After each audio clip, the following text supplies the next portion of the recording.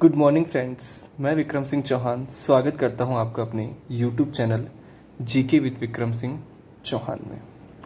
राजस्थान इतिहास, राजस्थान के राजवंश, गुर्जर प्रतिहार राजवंश अपना कंप्लीट हो चुका है। उसके बाद अपना सेकंड राजवंश है मेवाड़। मेवाड़ का इतिहास। मेवाड़ के इतिहास के बारे में जानने से पहले हम मेवाड़ को समझे कि मेवाड़ कहते किसे हैं और मेवाड़ में कौन कौन से जिले आते हैं। तो वर्तमान संदर्भ में मेवाड़ क्या है, तो छोटा सा परिचय मेवाड़ का। एक जिला उदयपुर, एक जिला चित्तौड़, एक जिला राजसमंद, एक प्रतापगढ़ और भीलवाड़ा। वर्तमान 5 जिलों को संयुक्त रूप से, तो 5 जिलों का जो क्षेत्र है संयुक्त रूप से इसे मेवाड़ कहा जाता है। वर्तमान में मेवाड़ नाम से कोई जिला नहीं है, लेकिन प्राचीन मध्यकालीन या प्राचीन काल के अंदर ये 5 जिले थे जिनको संयुक्त रूप से मेवाड़ कहा गया। यही मेवाड़ राज्य था जहाँ पर मेवाड़ के राजवंश के शासकों ने अपना शासन किया। तो इन 5 जिलों को मेवाड़ नाम दिया गया। तो वर्तमान मेवाड़ के अंदर ये 5 जिले हैं: उदयपुर, चित्तौड़, राजसमंद, प्रतापगढ़, भीलवाड़ा। मेवाड़ राज्य का प्राचीन नाम। मेवाड़ का प्राचीन नाम, तो मेवाड़ का प्राचीन नाम शिवी जनपद या मेदपाट या प्रागवाट। मेवाड़ की प्राचीन नाम शिवी जनपद के नाम से जाना जाता है, मेदपाट इसे कहा गया और प्रागवाट इसे कहा गया। तो शिवी जनपद, मेदपाट, प्रागवाट ये प्राचीन नाम है मेवाड़ के। और जिसकी राजधानी यानी शिवी जनपद की राजधानी थी माध्यमिका। ठीक है, एक सभ्यता पढ़ी आपने नगरी, उसके अंदर माध्यमिका को देखा था।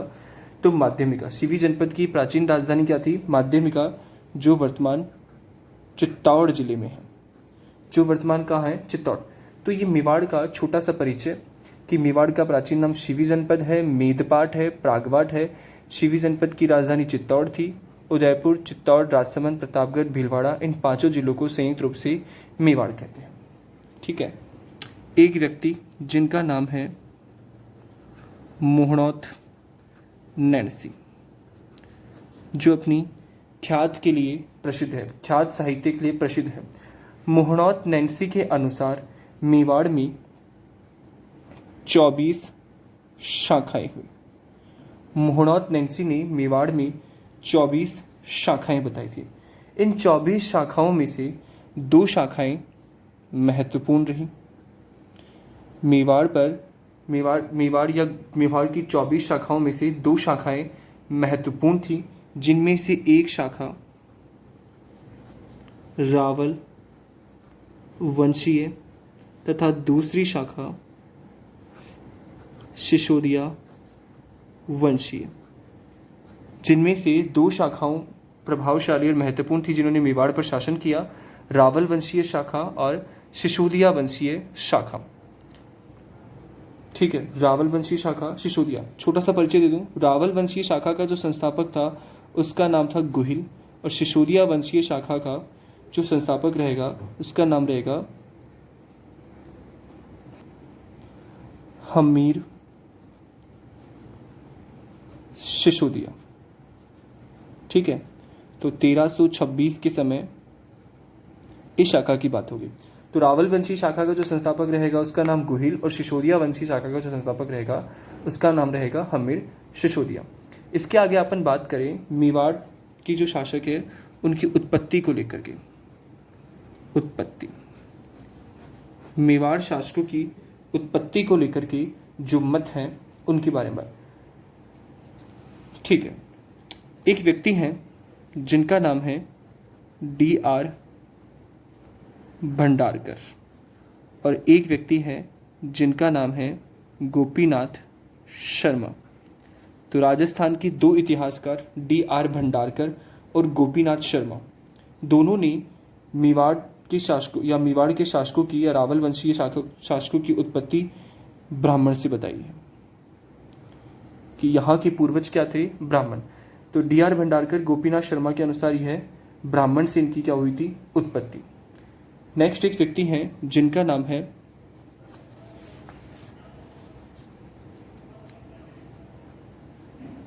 अबुल फजल। अकबर का प्रमुख इतिहासकार था जिसका अबुल फजल, जिसने आईनी अकबरी या अकबरनामा की रचना की। तो अबुल फजल के अनुसार मेवाड़ के गुहिल शाखा, जो रावल वंशी शाखा है या गुहिल शाखा है, उनकी उत्पत्ति ईरान के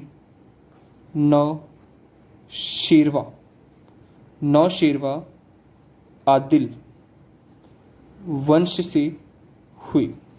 नौशेरवा आदिल वंश से अबुल फजल के अनुसार ईरान के नौशेरवा से इनकी उत्पत्ति हुई। डी.आर. भंडारकर, गोपीनाथ शर्मा दोनों ने ब्राह्मण से उत्पत्ति बताई। एक व्यक्ति जिनका नाम है colonel James Tod. Colonel James Tod के बारे में छोटा सा परिचय। कर्नल जेम्स टॉड राजस्थान इतिहास के जनक हैं और इन्होंने अपनी पुस्तक annals and antiquities of Rajasthan में राजस्थान के राजपूतों का इतिहास लिखा है। तो जैसे जैसे अपन आगे बढ़ेंगे राजस्थान के इतिहास में, एक व्यक्ति का बार बार जिक्र होगा और वो है कर्नल जेम्स टॉड। तो कर्नल जेम्स टॉड ने राजस्थान के इतिहास में प्रत्येक संदर्भ में अपना एक मत दिया है। तो हर बार प्रश्न आता है कर्नल जेम्स टॉड के अनुसार, कर्नल जेम्स टॉड के अनुसार। तो बहुत सारी चीज़ें हैं जो अपन आगे देखेंगे। तो कर्नल जेम्स टॉड ने उत्पत्ति के बारे में अपना मत दिया और कर्नल जेम्स टॉड, जैसे पीछे अपन देख चुके हैं, राजपूतों को विदेशी बताते हैं। तो कर्नल जेम्स टॉड ने मेवाड़ के शासकों के लिए एक शब्द दिया है, वह है विदेशी। एक व्यक्ति जिनका नाम था गौरी शंकर हरीश चंद्र ओझा। गौरी शंकर हरीश चंद्र ओझा। तो गौरी शंकर हरीश चंद्र ओझा ने मेवाड़ के शासकों के लिए सूर्यवंशी शब्द का प्रयोग किया। सूर्यवंशी शब्द, गौरी शंकर हरीश चंद्र ओझा ने मेवाड़ के शासकों के लिए सूर्यवंशी शब्द का प्रयोग किया। मेवाड़ में एक शासक होंगे जिनका नाम रहेगा महाराणा रायमल। महाराणा रायमल ने अपने एक लेख में सूर्यवंशी क्षत्रिय लिखवाया। सूर्यवंशीय क्षत्रिय शब्द का प्रयोग किया। सूर्यवंशीय क्षत्रिय शब्द का प्रयोग किया। तो किस महाराणे ने अपने लेख में सूर्यवंशी शब्द का प्रयोग किया? तो मेवाड़ के महाराणा रायमल ने अपने एक लेख में सूर्यवंशीय क्षत्रिय शब्द का उल्लेख किया। तो ये मेवाड़ के शासकों की उत्पत्ति को लेकर के बात है। अब एक ग्रंथ और जिसका नाम है जैन ग्रंथ शत्रुंजय महात्म्य। ठीक है, उत्पत्ति को लेके पहला मत, उत्पत्ति को लेके दूसरा, उत्पत्ति को लेके तीसरा, उत्पत्ति को लेके चौथा और उत्पत्ति को लेकर के पांचवा मत। ये भी एक मत है जो काफ़ी इंपॉर्टेंट है। इसको एक कहानी के रूप में देखते हैं अपन, जैन ग्रंथ शत्रुंजय महात्म्य। तो जैन ग्रंथ शत्रुंजय महात्म्य के अनुसार गुजरात, ठीक है, मेवाड़ से नीचे एक राज्य है जिसका नाम है गुजरात। गुजरात में एक शासक हुआ करते थे जिनका नाम था शीलादित्य। गुजरात के एक शासक है जिनका नाम है शीलादित्य। तो जिस समय गुजरात में शीलादित्य का शासन था, उस समय गुजरात पर हुणों का आक्रमण हुआ। हुणों का आक्रमण, गुजरात के शासक शीलादित्य पर हुणों का आक्रमण हुआ। शीलादित्य की राजधानी थी आनंदपुर और हुणों ने आनंदपुर पर आक्रमण करके आनंदपुर को नष्ट कर दिया और शीलादित्य की इस युद्ध में मृत्यु हो गई। शीलादित्य की एक पत्नी जिसका नाम पुष्पावती, शीलादित्य की पत्नी थी जिनका नाम पुष्पावती था और पुष्पावती इस आक्रमण के दौरान गुजरात में उपस्थित नहीं थी। यह गई हुई थी आबू अपनी कुल देवी के दर्शन हेतु। कुल देवी के दर्शन हेतु। तो वापस से देखना, जैन ग्रंथ में उत्पत्ति को लेकर के बात कर रहा हूँ, तो जैन ग्रंथ शत्रुंजय महात्म्य के अनुसार गुजरात में शीलादित्य का शासन था। उनकी राजधानी आनंदपुर थी। इनके राज्य पर हुणों का आक्रमण हुआ, जिसमें ये पराजित हुए, मारे गए। इनकी पत्नी पुष्पावती इस आक्रमण के समय गुजरात में नहीं थी। वो गुजरात से दूर यानी आनंदपुर से दूर आबू पर अपनी कुल देवी के दर्शन हेतु गई थी। जब पुष्पावती वापस लौट रही थी आनंदपुर, तो इन्हें रास्ते में सूचना मिली कि इनके पति की मृत्यु हो गई। हुणों का आनंदपुर आक्रमण हुआ है, इनकी राजधानी नष्ट हो गई।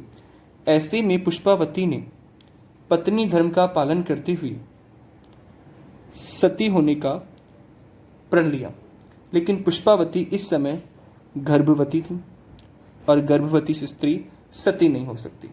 तो ऐसी परिस्थिति में पुष्पावती ने आनंदपुर से दूर एक गुफा में शरण ली और इसी गुफा में इन्होंने एक पुत्र को जन्म दिया, जिसका नाम था गुहिल।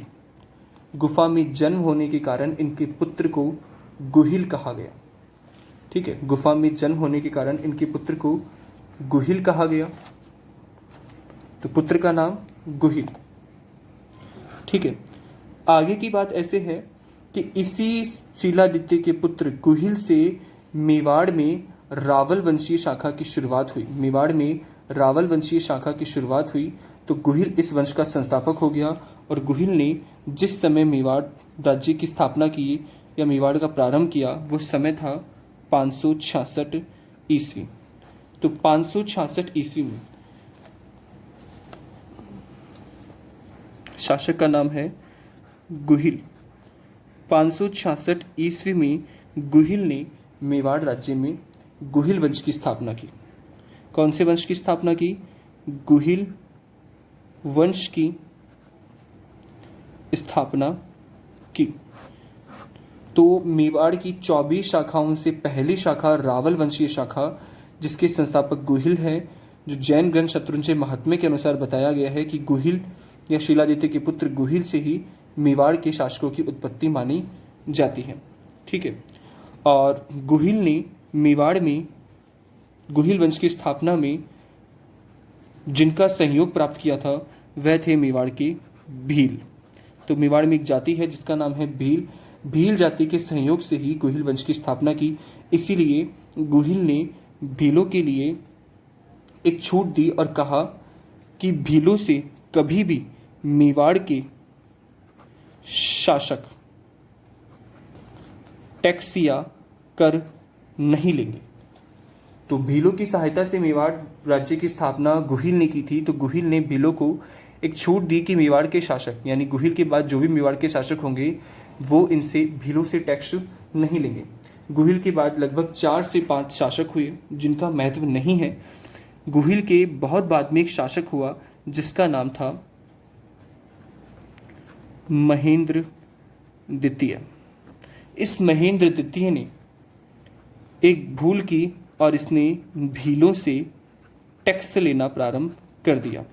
महेंद्र द्वितीय ने एक भूल की और इसने भीलों से टैक्स लेना प्रारंभ कर दिया, जिससे भील नाराज हो गए और नाराज होकर भीलों ने महेंद्र द्वितीय की हत्या कर दी।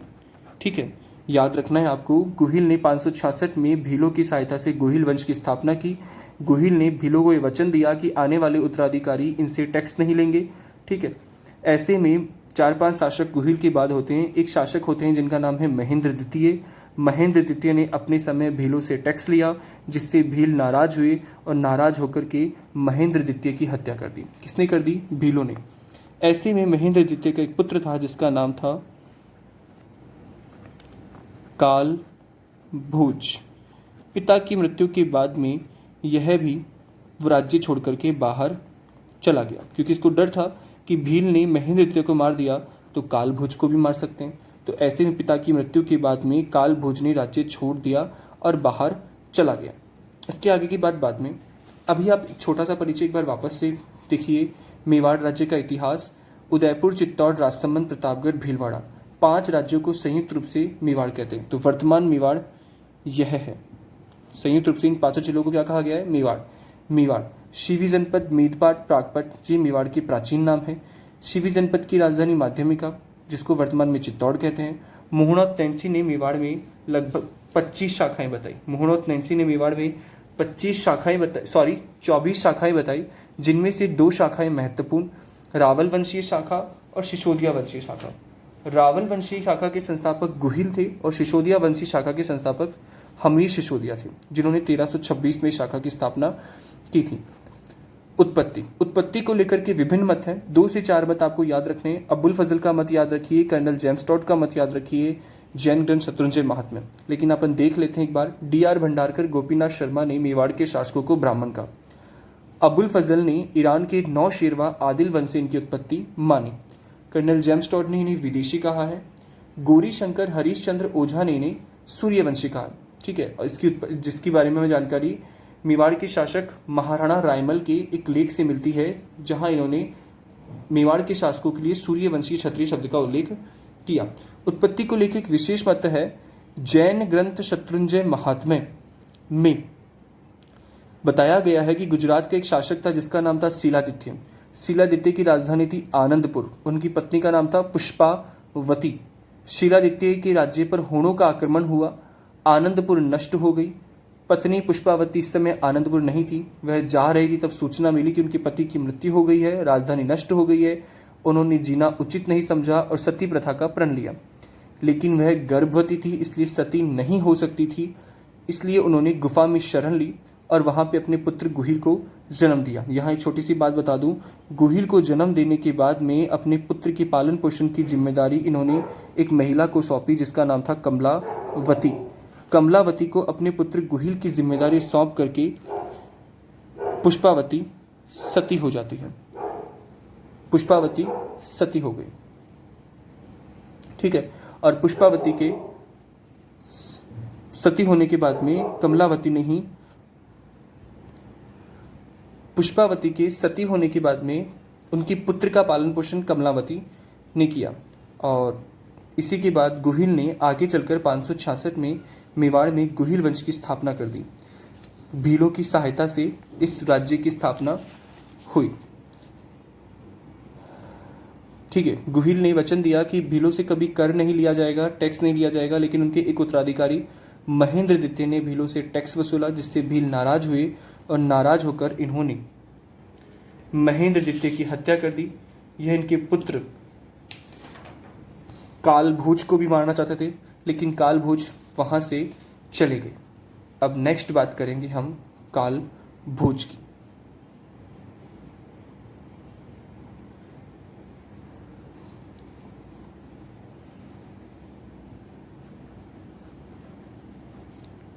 कालभोज या बप्पा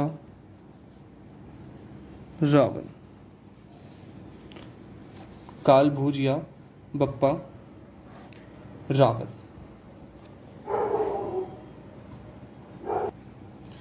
बप्पा रावल या कालभोज मेवाड़ का वास्तविक संस्थापक या मेवाड़ का महत्वपूर्ण शासक या प्रथम शक्तिशाली शासक के नाम से हम कालभोज को जान सकते हैं। कालभोज के बारे में पहली बात यह है, गुहिल का वंशज था। अपने पिता की मृत्यु के बाद में भीलों से बचने के लिए इसने अपना जीवन छुप करके बिताया और एक ऋषि की शरण में गए, जिनका नाम था हरित ऋषि। तो भीलों से बचने के लिए कालभोज हरित ऋषि की शरण में चले गए और हरित ऋषि की शरण में जाकर के हरित ऋषि की गाय चराने का कार्य कालभोज ने किया। ठीक है, तो कालभोज का नाम कालभोज है। कालभोज की जो उपाधि है वह है बप्पा रावल। अब उपाधि कालभोज को बप्पा रावल की उपाधि हरित ऋषि ने दी थी। कालभोज को बप्पा रावल की उपाधि हरित ऋषि ने दी थी। ऐसा माना जाता है कि 7वीं शताब्दी के आसपास इस पश्चिमोत्तर राजस्थान से अरबों का आक्रमण हुआ और अरबों के आक्रमण से हरित ऋषि के आशीर्वाद से बप्पा रावल ने रक्षा की, जिससे हरित ऋषि खुश हुए और कालभोज को बप्पा रावल की उपाधि दी। तो बप्पा रावल कालभोज की उपाधि है जो हरित ऋषि के द्वारा इन्हें दी गई थी। ठीक है, आगे की बात, हरित ऋषि ने बप्पा रावल को आशीर्वाद दिया और आशीर्वाद स्वरूप हरित ऋषि ने 734 ईस्वी में चित्तौड़ दुर्ग पर आक्रमण किया। इससे पहले चित्तौड़ पर मेवाड़ के शासकों का शासन नहीं था। चित्तौड़ दुर्ग पर आक्रमण बप्पा रावल या कालभोज ने किया हरित ऋषि के आशीर्वाद से। चित्तौड़ दुर्ग का छोटा सा परिचय। चित्तौड़ दुर्ग चित्रांग मौर्य द्वारा 3री शताब्दी में बनाया गया। ठीक है, जहां गुहिल ने 6वीं शताब्दी में स्थापना की थी गुहिल वंश की, उससे पहले ही चित्तौड़गढ़ दुर्ग चित्रांग मौर्य द्वारा 3री शताब्दी में बसाया गया था या 3री शताब्दी में बनाया गया था। जिस समय कालभोज ने आक्रमण किया उस समय चित्तौड़ पर शासन था मान मौर्य। चित्तौड़ पर शासन किसका था? मान मौर्य। तो कालभोज ने 734 पर मान मौर्य पर आक्रमण किया। मान मौर्य इसमें पराजित हुआ और 734 में बप्पा रावल का चित्तौड़ पर अधिकार हो गया।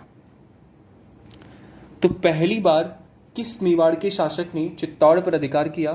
तो वह बप्पा रावल है। कब किया? 734 में। किसे पराजित करके? मान मौर्य। चित्तौड़ दुर्ग का निर्माण किसने करवाया था? चित्रांगद मौर्य ने। कब करवाया था? 3री शताब्दी में, 3rd सेंचुरी के अंदर। और जिस समय उन्होंने आक्रमण किया वो समय था 734, लगभग 8वीं शताब्दी। ठीक है, तो यहाँ चित्तौड़ पर आक्रमण कर दिया। अब बप्पा रावल के कार्य देखें। बप्पा रावल ने अपनी जो राजधानी बनाई थी वह थी नागदा। मोस्ट इंपॉर्टेंट है, बप्पा रावल की राजधानी कौन सी थी या मेवाड़ के शासकों की पहली राजधानी कौन सी बनी? तो वह राजधानी है नागदा। इसके अलावा बप्पा रावल ने 2 कार्य और किए। पहला कार्य, एकलिंग नाथ जी का मंदिर। एकलिंग नाथ जी का मंदिर बनवाया और यह मंदिर उदयपुर जिले में।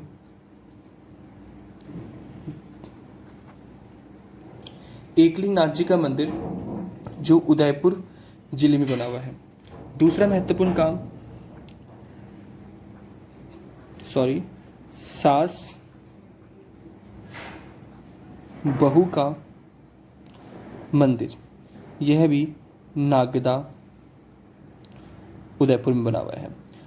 तो 2 मंदिरों का निर्माण बप्पा रावल के द्वारा करवाया गया। एकलिंग नाथ मंदिर, सास बहू का मंदिर। इन्होंने अपनी राजधानी बनाई थी नागदा। तो मैं वापस से रिवाइज करता हूँ। गुहिल का एक उत्तराधिकारी हुआ जिसका नाम था कालभोज। इसकी उपाधि है बप्पा रावल, जिसे हरित ऋषि ने दी थी। बप्पा रावल भीलों से बचने के लिए किसकी शरण में गए थे? हरित ऋषि। यहाँ इन्होंने अपना कार्य क्या किया? गायें चराने का काम किया।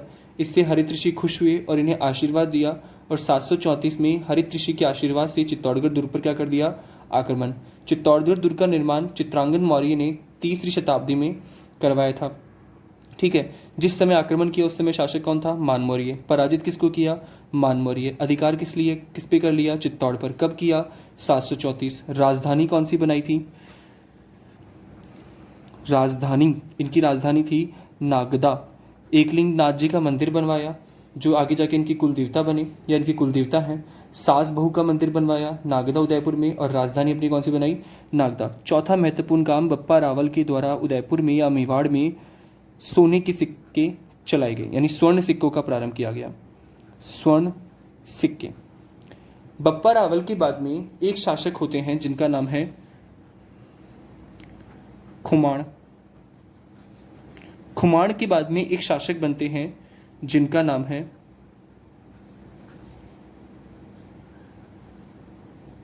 अलहट। ठीक है, खुमाण के बाद में एक शासक बनी जिनका नाम है अलहट। अलहट के बारे में अपन थोड़ा सा देख लेते हैं। पहली बात, अलहट की उपाधि। अलहट की ने उपाधि जो ली थी वह थी आलू रावल। अलहट के द्वारा जो उपाधि ली गई थी उस उपाधि का नाम था आलू रावल। ठीक है, अलहट ने आलू रावल की उपाधि। अलहट के द्वारा दूसरा महत्वपूर्ण काम था, अलहट ने आहड़ नगर की स्थापना की।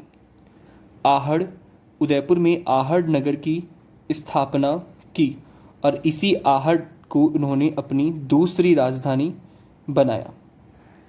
दो राजधानी हो गई, पहली राजधानी नागदा हो गई, अतः अल्हट ने यानी आलू रावल ने आहड़ को अपनी दूसरी राजधानी के रूप में प्रतिष्ठित किया। नेक्स्ट महत्वपूर्ण काम अल्हट का, मेवाड़ में पहली बार नौकरशाही का गठन करने वाले भी कौन थे? अल्हट। नौकरशाही का गठन करने वाले, आहड़ नगर की स्थापना करने वाले, उपाधि इनकी आलू रावल। तीसरा महत्वपूर्ण काम अल्हट का, या तीसरा महत्वपूर्ण जानकारी अल्हट के बारे में, अल्हट ने हुण राजकुमारी, ठीक है, हुण एक विदेशी जाति है, हुण राजकुमारी हरिया देवी से विवाह किया। हुण राजकुमारी जिनका नाम है हरिया देवी, तो अल्हट ने हुण राजकुमारी हरिया देवी से विवाह किया। तो अल्हट और हरिया देवी का विवाह राजस्थान का पहला अंतर्राष्ट्रीय विवाह भी माना जाता है। तो राजस्थान का पहला अंतर्राष्ट्रीय विवाह अल्हट और हरिया देवी का, ठीक है। और भारत का पहला अंतर्राष्ट्रीय विवाह मैं बता देता हूं आपको, मौर्य वंश के संस्थापक चंद्रगुप्त मौर्य, ठीक है, पूरा नाम लिख देता हूं मैं, चंद्रगुप्त मौर्य, और यूनानी राजकुमारी हेलेना का। तो भारत का पहला अंतर्राष्ट्रीय विवाह चंद्रगुप्त मौर्य और हेलेना का था, ठीक है। सेल्यूकस निकेटर की पुत्री थी हेलेना, तो उनके साथ उन्होंने विवाह किया। तो ये भारत का पहला अंतर्राष्ट्रीय विवाह है। और राजस्थान का पहला अंतर्राष्ट्रीय विवाह हरिया देवी और अल्हट आलू रावल का हुआ, ठीक है। अल्हट ने इन हुणों के साथ संबंधी बन गए, तो हुणों के साथ मिलकर के अपना साम्राज्य विस्तार, ठीक है। अल्हट के बारे में 4-5 मत है। इसकी उपाधि आलू राव है। इसने आहड़ नगर की स्थापना की, नौकरशाही का पहली बार मेवाड़ में गठन किया, हुण राजकुमारी हरिया देवी से विवाह किया और हुणों के साथ मिलकर के इसने अपने साम्राज्य का विस्तार किया। किस शासक ने? अल्हट या आलू रावल ने, ठीक है। तो ये आपके सामने मेवाड़ के कुछ महत्वपूर्ण शासकों की बात थी। आगे चल करके अपन और शासकों को देखेंगे। आज के लिए इतना ही। जाने से पहले एक बात और बता दूं मैं, गुहिल वंश के जो वास्तविक संस्थापक या प्रथम महत्वपूर्ण शासक हैं, जिनका नाम है बप्पा रावल। बप्पा रावल की छत्री नागदा में है। बप्पा रावल की मृत्यु नागदा में हुई और इनकी छत्री भी कहाँ है? नागदा के अंदर है। तो ये है मेवाड़ के राज्य का इतिहास का पहला पार्ट, जिसमें अपन ने मेवाड़ का छोटा सा परिचय, मेवाड़ की प्रमुख राजवंश जिनमें 24 शाखाएं थी, 2 शाखाएं प्रसिद्ध हुई, फेमस हुई,